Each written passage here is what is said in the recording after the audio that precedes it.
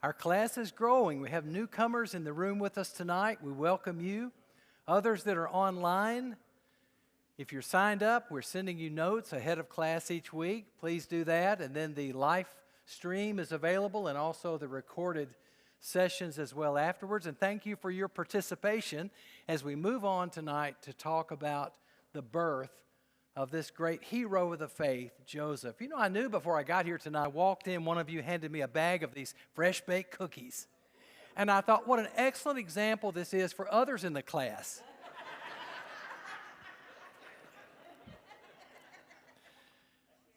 Well, here we are with our 13-week series. You kind of see where we've been and where we're headed. Joseph is born into this family with major dysfunction and terrible issues. Does he have a chance? We said yes, because he has a choice. He doesn't have to walk in the path of those that have gone before him. He can decide who he's going to be. He can follow the Lord. Though influenced by roots, he doesn't have to be forced into a certain mold. Would you agree? Well, there was a country song on some years ago, and I didn't particularly care for the singer or the song. It was called Friends in Low Places. You don't have to admit if you ever heard it. But the first line was, blame it all on my roots. And then the words went on to justify, this is the reason I'm a drunk, this is the reason I carouse and I act up the way I do. Blame it all on my roots. And I'm sorry to say, but since I started this class, that song keeps popping into my head. Please pray for me. I'm grateful for the encouragement. Speaking of roots, I believe Nomi told me that her husband, Robert Burns, in his ancestry has Captain Kidd, a pirate. According to Robert's grandmother, they're linked. Captain Kidd stole from pirates and sold to the British. Then he stole from the British and kept the booty and got rich. I'm going to be more careful around Robert. I'm going to keep my hand on my wallet. I don't know. How about you? All right, so let's think next about this kudos to those that adopt. Aren't you grateful that we have Christians among us that provide a new set of roots for those that are orphaned or those that are no longer with their biological families? And we could say something also about those who offer foster care. It's a great, great set of options to help a child's future become so special. In the email I sent, I asked if you'd like to be thinking about advice you would give to parents who are soon to welcome their first child. How would your advice be different when the second child is coming or the third?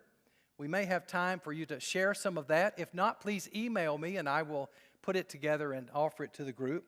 And then I also asked you, what do you think about birth order? Is it significant whether one was born at this certain point in the line? And so I'll recommend a book to you that discusses all of that. But I want to go back with you now to the fact that Joseph came from a very messed up family tree. I learned a new word as I was preparing this class, inosculation. Sometimes two trees or more will actually connect to each other and grow as if they're one. Look at that picture on the right. The one on the left has several, ties that bind, we might say.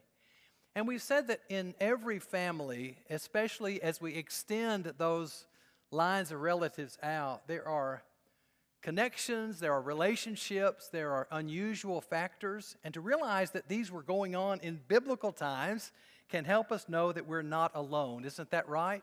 And we don't have to pretend that we have perfect families or we have it all together.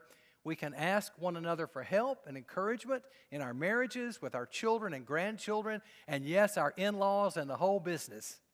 But I want to think with you, and I really had to wrap my mind around this, the family tree that comes down to Joseph. Terah, he's the father of Abram, Nahor, Haran, and Sarai, right? And Abram says that his wife is his half-sister, true? Okay, and then look at the next line. Abram's son is Isaac. Nahor's son is Bethuel. Haran has Lot, and Haran dies, and so Lot is kind of taken in with Abram. But the more I looked at that, the more I realized that Isaac married his second cousin. Is that the way it looks to you? or first cousin once removed. I tried to go down that line too, and I said, that's way over my head. And then you have Jacob marrying his two first cousins, right? Leah and Rachel. So let me see if I've got this right, and I'm willing to be corrected. So here you kind of see what's going on in this mixed up family history that Joseph comes into. Second cousin, okay, or cousin once removed. Rebekah's Jacob's mother, but also his distant cousin. I didn't know how many that was either. And then Laban is his uncle, his distant cousin, and his father-in-law. So you wonder what's he going to call him, you know?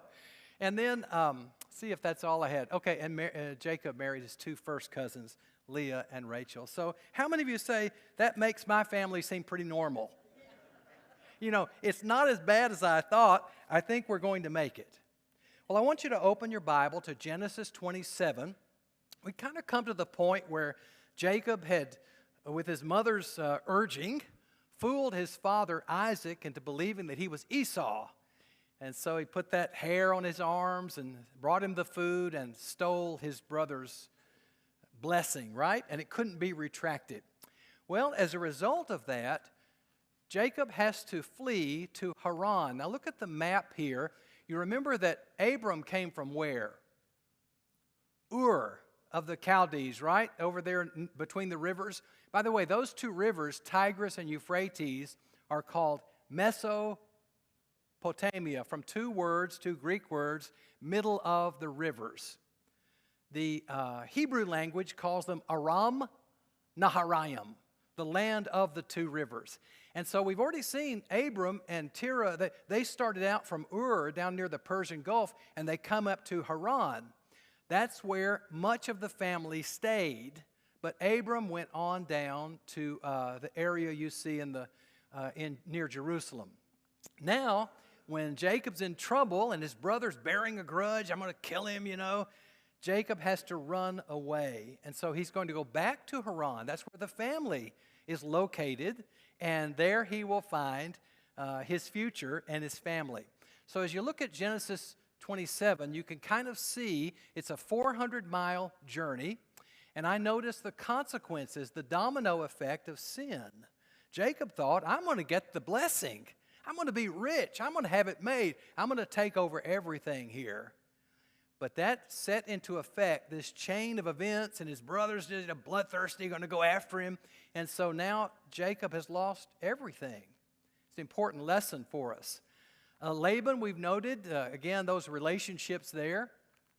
And Rebekah, this is what she thinks. I want you to look at the cost of her decision to create this deception. She says, oh, Jacob's just going to be gone a few days. His brother will calm down, and then he'll come back home.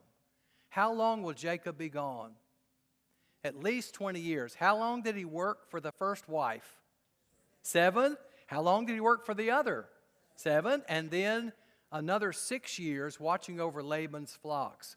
There are 2 mentions in Genesis of Jacob being with Laban for 20 years. And many believe that it's the same 20-year period. Some think for different reasons it's 2 periods of 20 years. That would really be something if it were 40, but at least 20 years.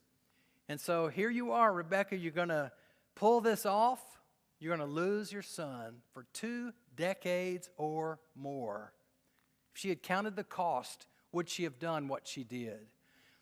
Sometimes people ask, how did Jacob get away with everything he did? He was a heel catcher, a usurper, a supplanter, and God keeps blessing him. No, he paid in different ways because God allows him to come into contact with a fellow cheater. And so when Joseph will say, why are you deceiving me? Well, you're getting back what you have planted, Jacob. And so when he tells his father-in-law, you changed my wages 10 times, it's pretty much what Jacob deserved, coming back on his own head. So Laban is an opportunist. And we're going to see, if you flip back to chapter 24, that Laban has already entered the biblical record. Do you remember when Abram needed a wife for his son Isaac? And he sent his servant off? And the servant came, and found Rebekah and met Rebekah's brother, Laban, and her father, Bethuel. And in that setting, Laban is sort of watching, and here's the jewelry, here's the expensive gifts, here's all the treasures that Abram's servant brings when he says, hey, we'd really like for Rebekah to come back and be Isaac's wife. And so it's like Laban's wheels are kind of turning. It's a pretty good family to get into. Nobody ever marries for money, right? No one ever tries to think, hey, I want my child to kind of, but Laban is here, and he helps to arrange the marriage of Isaac and Rebekah. So we're not surprised later when Laban tries to take advantage of Jacob and get from him all that he can. Well, then we come to chapter 28, and you're familiar with Jacob sleeping on a stone. We sing a song about that, Nearer, my God, to thee, my pillow a stone. You remember that song? And he's looking up, and he sees this ladder, and angels descending and ascending. And Yahweh, the Lord God, repeats to him the promise he'd made to Abraham and to Isaac, that in him the nations will be blessed, the land of Canaan will belong to his descendants, and God will guide him and take care of him. Well, Jacob negotiates with the Lord. He says, if you'll take care of me, I'll give you a tenth or a tithe of everything that I have. And he renamed that town, which was called Luz, Beth-el. Beth in Hebrew is house, and El is that short form of Elohim for God. You may think of Bethlehem, house of bread, Beth-el, house of God. And so then in chapter 29, he meets Rachel. He's come to Haran, and he starts asking, do you know this family? He starts naming Nahor, his relatives. Oh, yes. In fact, here comes his daughter with the flocks that belong to her father. And so there she is. She's beautiful. He's instantly attracted to her. There's a big stone over the mouth of the well, and Jacob moves that stone and draws out the water, provides for the sheep, and he kisses her, and he weeps. He sees this as God's providence. Don't you wish it were somehow so easy to work out marriages? You go and you look for the pretty girl that's got the flock with her, and you offer her some water. Next thing you know, you're kissing her. That's pretty good, isn't it? But God's hand was at work, as it was with Abraham and that servant we talked about, in ways that we might wish we experienced today. And so he wept. He was thrilled. And so he serves Laban 7 years. You've got to provide the bridal price.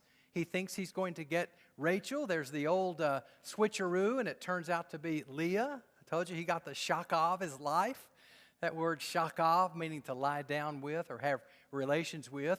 And so he gets Rachel then in advance, but he owes his father-in-law 7 more years.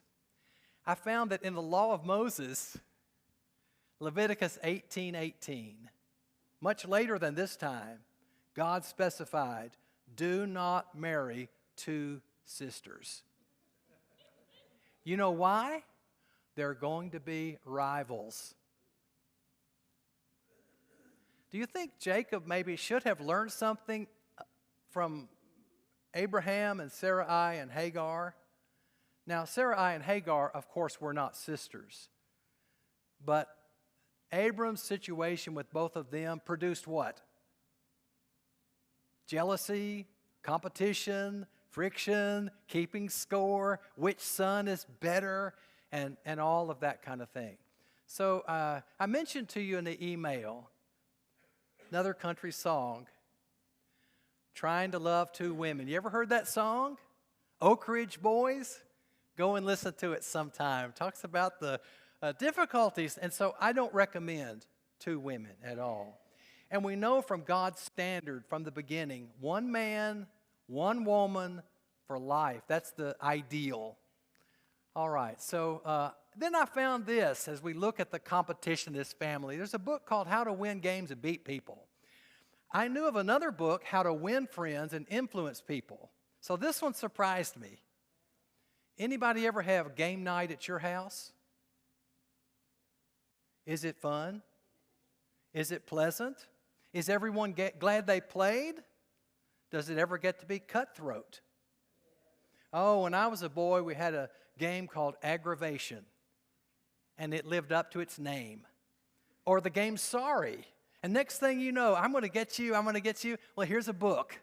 Here's a book about all these games and how to devastate everybody in your family. You say, Corey, that's ridiculous. I wouldn't do that. I want to win, but I want it to look clean, you know. But when we get to Jacob's family, we're going to see how to win games and beat people, because that's what it's all about. So let's think together then about the beginnings of this family and the family's games. These two wives, the name Rachel means ewe, E-W-E, and I learned that Leah means wild cow or gazelle. And these names were not derogatory. It was not unusual at all to name a child after one of God's great creatures. And so helpful, you'll see this other places in the Bible as well. Your Bible says that Leah's eyes were weak. That Hebrew word could suggest they were tender or delicate. There's some range of meaning there. So Rachel has her maid Bilhah, whose name means unworried, and Leah has her maid Zilpah, whose name means short-nosed. I couldn't figure that out either, except that maybe when she was born, everybody looked at her and noticed what? Yeah, short nose. So the rest of her life, hey, short nose. I mean, just think about these names, and not the way we hear them, Zilpah, but the way they would have heard them. I think we talked last week about Esau being renamed Red. Hey, Red, because he made such a bad deal with his brother. So here are the two wives, and then the competition begins with Leah. Look with me at Genesis 29, and we can note especially verse 31. And we're going to consider the meanings of each of these names as well, and how they reflected the back and forth rivalry of these two women. Genesis 29:31. Now the Lord saw that Leah was unloved, and he opened her womb, but Rachel was barren. The Bible, especially in the Old Testament, often sees the opening of the womb, the ability to conceive, is a gift of God. Hebrews 11 says that Sarah, by faith, received the opening of the womb from Abraham's involvement. And so this is God's way, it looks like, of blessing Leah by because she is second rate, right? Because she's not welcomed. Jacob is not warm toward her. She's a wife. He's going to have children with her, but she always knows she's in the back seat and doesn't really matter. So she has a son. What does she name him? Reuben. The first part of the word is to see, and then Ben is Hebrew for a son. And she said, look, the Lord has seen my affliction. Surely now my husband will love me. It's not unusual for a family to think that having a baby is going to save their marriage. And a woman perhaps that doesn't feel as close to her husband thinks, well, if we just become parents, then there's going to be this strong bond. Does it work that way? Not necessarily. But that's the first child that's born. Then she conceived again. And here she takes the word shama, to hear, and she says Simeon. And his name will always remind her of the fact that God answers prayer. He has heard me, he knows I'm unloved, and so he's given me this son. It's sad in our own time as well that sometimes when husbands and wives aren't close to each other, they will overinvest in a child and make that child the primary recipient of their love and their affection and their consideration. And so there develops something that's not best for the marriage.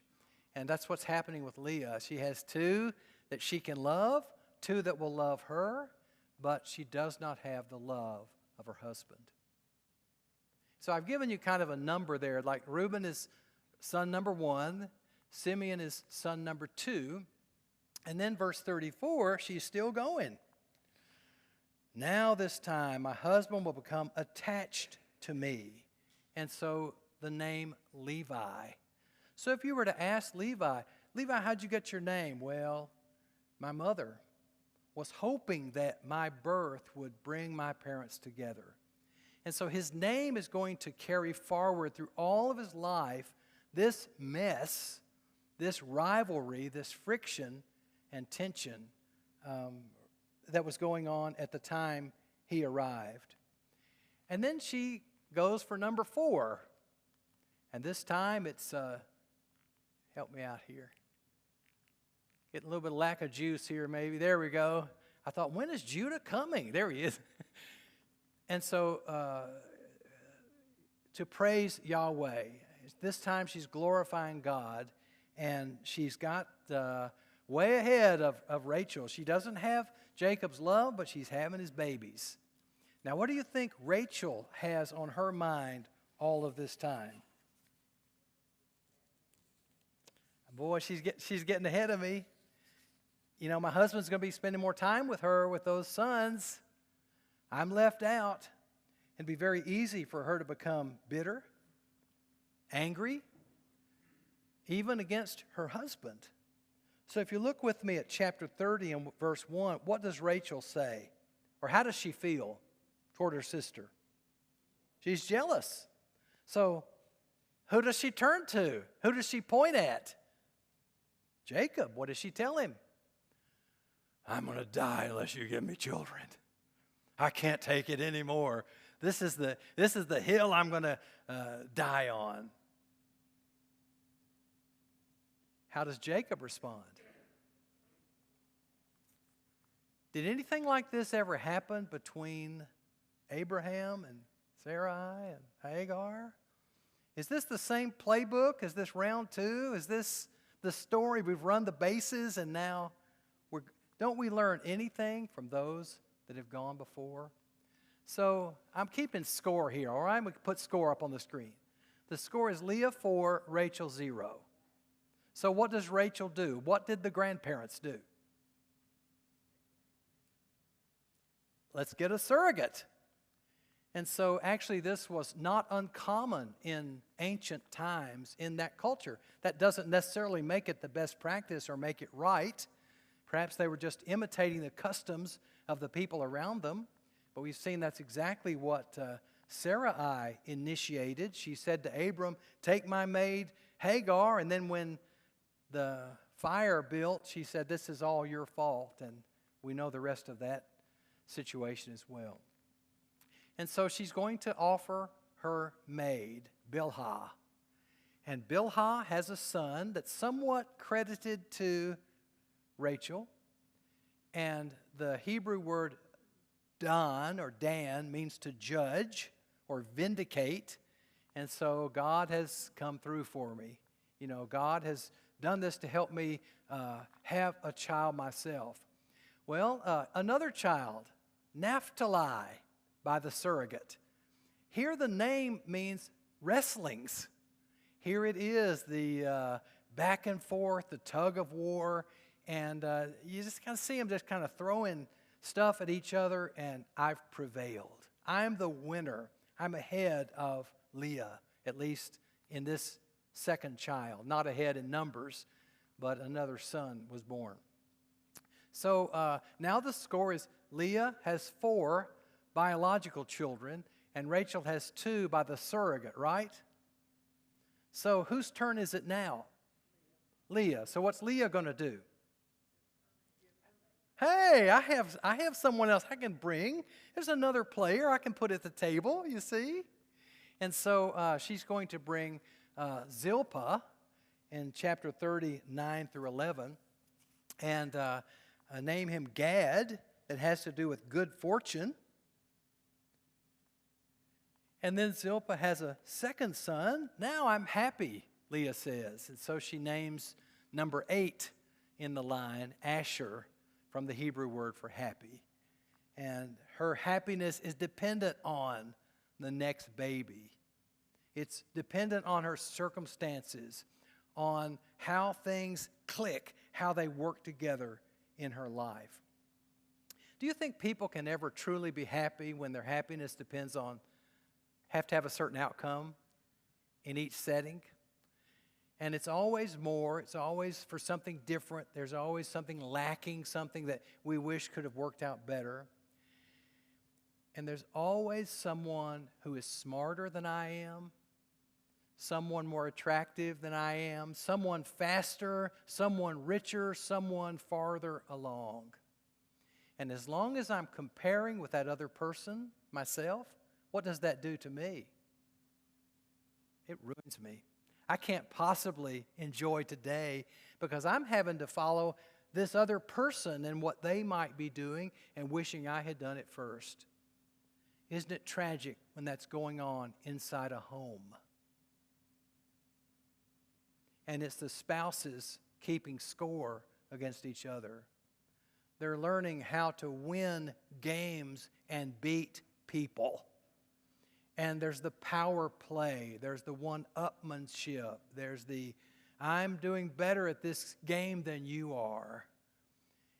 And couples in an unhappy marriage begin knocking each other down, playing aggravation, playing sorry, getting the other one off the table, running them out of money at Monopoly. I mean, that happens. And sadness and misery result for everybody. Let me pause here before we go on and give you a chance to jump in. Anybody? What do you think we've learned so far? Don't marry too many wives. Don't marry too many wives. Trying to love two women. It just doesn't work out well any time in the Bible. What else somebody said? Learn from the past. You actually get ahead by helping your spouse get ahead. You win by winning together, by sharing in your accomplishment, by picking each other up, by keeping your mate at the table, and helping your mate want to stay in the game, if I can use that analogy. Having a place for each of your children where they belong, and they're nurtured and they're cared for, and they know that this is a good place for them to be. Name your children carefully too, right? Think about that as well. Anybody? Okay. So, little action here. All right, so now the score is 4-2. Rachel has 0-2. So what's going to come next? One of the most interesting exchanges in all the biblical record. It has to do with a flower, a plant called mandrakes. And the idea in ancient times was that this particular plant could increase fertility. And so if you could go out and collect them and somehow ingest them, you'd be more likely to have children. So, who's going to collect the mandrakes? Leah's son, Reuben. He's the oldest in the bunch, and probably he's going to give them to who? His mother. She's going to get the mandrakes. But who wants the mandrakes because she wants to have more babies too? Rachel.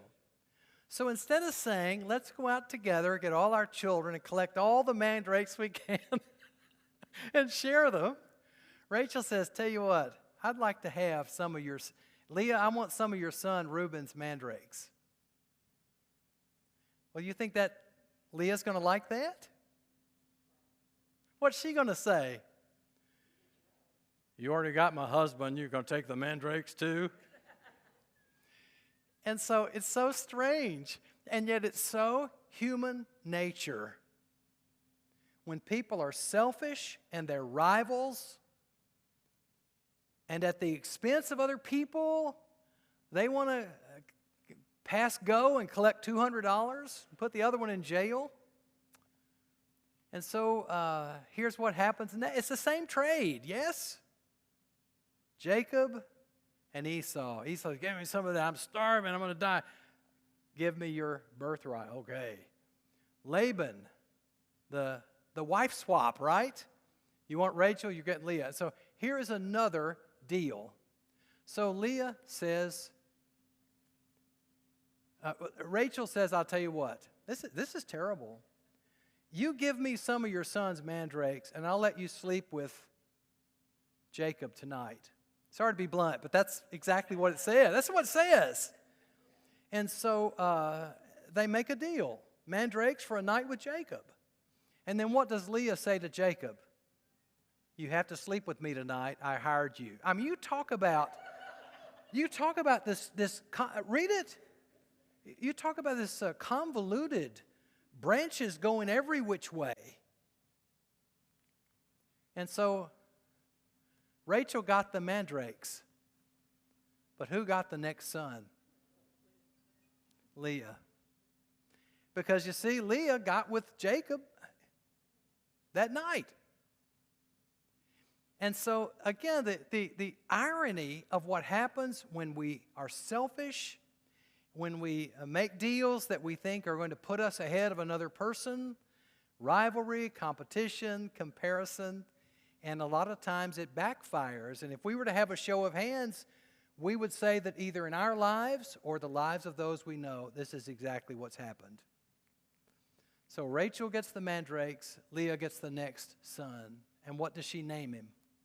Wages. Wages. So what's little Issachar going to hear about when he's a boy? Who you named after, Issachar? Well, you see, there was wages. Wow. And that is son number 9. So then comes Zebulun. And once again, I've had so many boys now. My husband's going to want to live with me. I filled the bucket. He got all, and they number of sons, that was a sign of strength and the future and hard workers in the field and all that he's going to dwell with. I'm finally going to get my husband's affection. Does it work that way? No. And then Dinah is born. The only daughter, at least, that's named in the scriptures. Chapter 30, verse 21. So now it's 6 plus 2 plus Dinah against 0 plus 2. And the 2 are surrogates that Rachel has, or by a surrogate, I should say. So this is the wonderful family that Joseph comes into. What's the possibility that he's going to turn out to be a decent boy?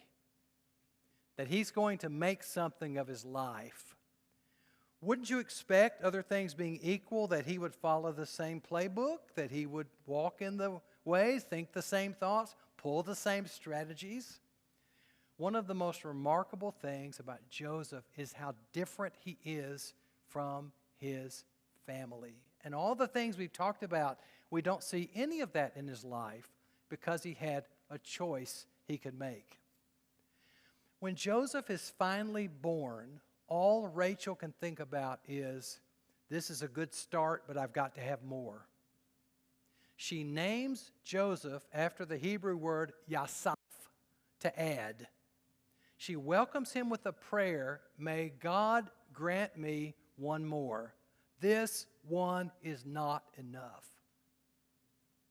And all his life, that name will stick with him because he was insufficient for his mother.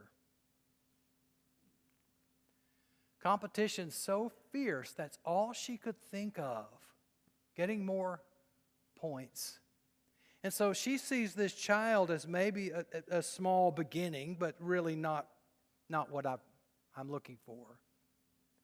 Little did she know that it was he that would save the family, save God's people, and save the world. He's going to be second in command of Egypt, and he will instruct Pharaoh to collect this food during 7 years of abundance so that they can all have plenty to eat during 7 years of famine. She has no idea. What could a child born in your family become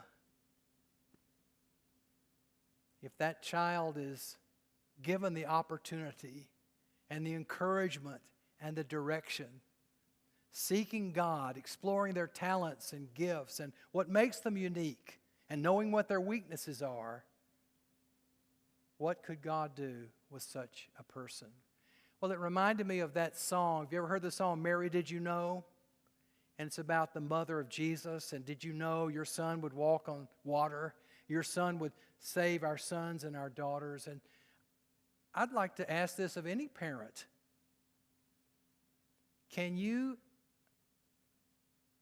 conjure up in your mind what God could do with your son, with your daughter? And is there something that you and I are doing that's restricting them, that's cornering them, making them follow a certain script? Do what we did, think like we think, when God may have something else in store, as He did for Joseph. Let me pause again. Anyone? Yes, Nancy?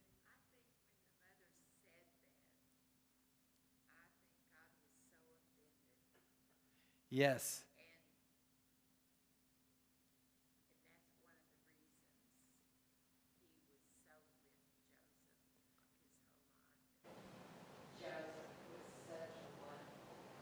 Good. Why, Joseph was such a wonderful person. Nancy said how this would have upset God that Rachel took this attitude toward Joseph. And all she could think about was, got to have one more. I'm still behind in the numbers game. Good. Thank you. Anybody else? Corey, yes. Oh, back here. David? Between the two sisters and their maids. The two sisters. The rivalry between the sisters and their maids. Maids. Extends to the children. I'm not sure if we're going to get to this later on in Genesis 33 when they come back to see Esau. Yes. It's obvious that Jacob considers all the other brothers as disposable. Yes, yes. And it's not Joseph's fault that his brothers hate him, but it's because of Jacob's obvious favoritism and almost disregard for his other sons compared to Joseph. David has mentioned Jacob in Genesis 33 when he realizes he's going to meet Esau that wanted to kill him in the past. And so he puts the expendable family members in the front in case if anyone loses their life, it won't be Rachel and Joseph. They're in the back and well protected. And so the favoritism and the rivalry with the brothers and what they do with Joseph, they are following in the father's plan when they sell him off and betray him. But you can see that goes back to the parents. I mean, where do children learn prejudices? You know, where do children learn how to think about money or faith or the church? We say it sometimes comes by osmosis, you know, that word we use, it's kind of in the air, that a lot of these things are more caught than they are taught. Because we, parents and grandparents, the way we live communicates to our children what we really think about prayer, how we value the Bible. They pick this up by watching us and listening to us. And these prejudices and biases, they tend to kind of pass from one generation to another. And you see this in the Bible. The descendants of some of the individuals in Genesis, they keep hating each other as there's a lot of hatred springing from all of this today. Did I miss anybody? Okay. So neither did Rachel know, I have to have one more child. Let God add one more child. What's going to happen when the next child is born? She'll die in childbirth. What's the name of the next child? Benjamin, that means son of the right hand. That's not what his mother called him. What did Rachel call her second son? Ben-Oni, son of my sorrow. What she thought was going to fill her cup, make her life work. One more son. Well, the son that she minimized becomes the second ruler of Egypt, and the son that she just can't live without, this next one, that's where she loses her life. And so great sadness, not only for her, but also for Jacob. And today, many visit the traditional site of the tomb of Rachel. I thought I'd give you a little Hebrew here, okay?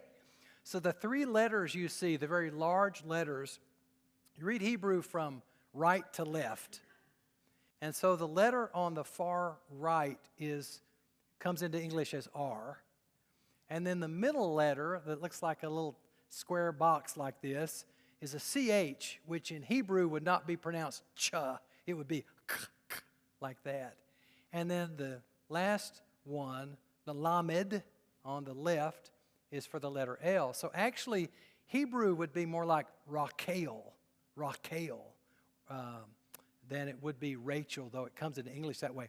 The markings under the letters, under the R letter, that little T, is a vocalization that tells you it's ah. Under the R, ra. And then the two dots under the chet, that's like an A sound, Rachel. So I wanted to show you that. This is the inside of that area where Orthodox Jews and others visit. But there's another irony to all of this, and that is that Jacob was not buried with his beloved Rachel, but instead with Leah. You may recall from your Bible study that Abram purchased the cave of Machpelah. There he and Sarah and others in the family could be buried, and so that's where Jacob would ultimately be buried as well. All right, so what was Joseph's potential? Well, we're not told except this may he add.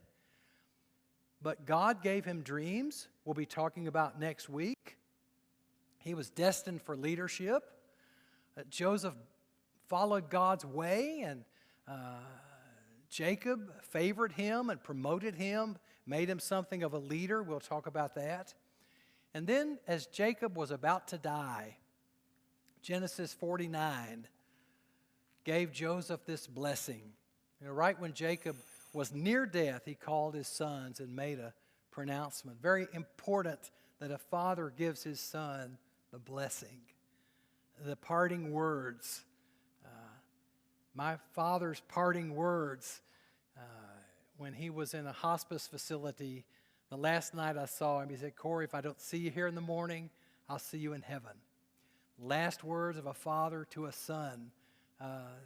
We don't always get to choose them, but they can be so significant. So I was going to suggest some steps to take with each child. These are in the PowerPoint. And by the way, if you're signed up for the PowerPoint, you'll always get more material from these slides than we have time to present in class. But before we wrap up tonight, what would you like to say about the birth order question? Do you have a comment about, is it really different to be the firstborn or the middle child or the youngest or an only child? Do you have something you'd like to say?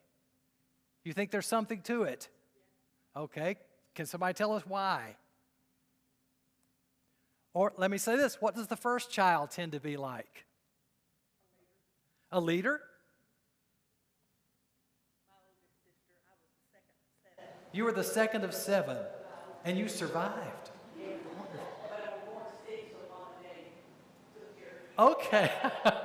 Sick when you were born, so you got special care. That's cheating.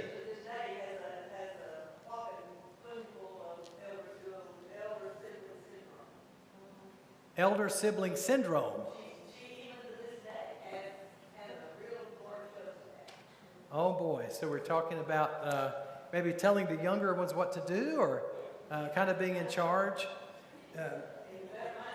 Sometimes the oldest child is treated as an adult by the time he's, 2 or 3 or 4 years old, and begins to think that way too, because that child is an only child until the next one comes along, and the others don't get to be only children like that one did. Thank you. Anybody else? She's a strong Christian. As she has gotten older, she does use that elder citizen syndrome for the good of everybody. Toward the good of everybody. Okay. She's learned to channel that in a good way. Okay. There's a book called The Birth Order Book, Why You Are the Way You Are, written by Dr. Kevin Leman, L-E-M-A-N. This is in the email I sent you. He also wrote the book, How to Have a New Kid by Friday. He's a very, very interesting and helpful author. But the birth order doesn't determine the way you are, but it has an influence, perhaps, in addition to gender and temperament and various other matters. Anybody else have a comment about? Yes, Kevin? I'm an only child, and I was always told that an only child is the firstborn times 10. The only child is the firstborn times 10. Okay. This Kevin Lehman says the only child is a little adult by age 7, very thorough, deliberate, high achiever, self-motivated, so far so good, cautious, voracious reader, and not all of these apply to every person, but can't bear to fail, very high expectations. And it says some only children are more comfortable with people who are older than they are or younger than they are. Interesting. Anybody else have a comment? Yes? I was the middle child You were the middle child. of 3, Okay, of 3. and I was definitely a peacemaker. You were the peacemaker. Good. And that's what he says the second child is the mediator, compromising, diplomatic, avoids conflict, loyal to peers, many friends, and gets used to not having attention. Why is that? Because the oldest, hey, the baby's here, and then the baby of the family. So, okay, here's the baby. Okay, so conversations will follow there. So, did I miss anybody? Yes, Sheila? Yes, gender, yes. Okay.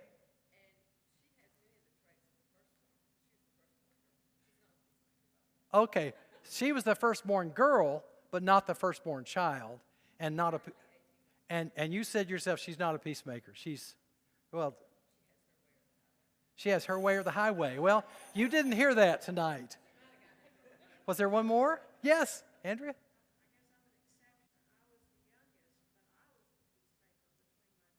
You were the youngest? You were the peacemaker. Okay.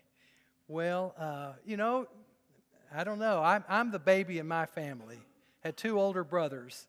And when my parents had me, they gave up. So they did what they could. But they finally said enough is enough. These people in Joseph's family never said enough is enough. They said, I think we can keep this going. Thank you for being in our class. Next week, we'll talk about dreams. You'll want to prepare by reading chapter 37 in Genesis, Joseph's dreams that were revealed by God. And we don't have that same privilege like they did, but to think about the importance of a child having dreams and helping our children dream, and what dreams we have regardless of age for what God might help us to become. Okay? Thank you all for being with us and those that are online as well.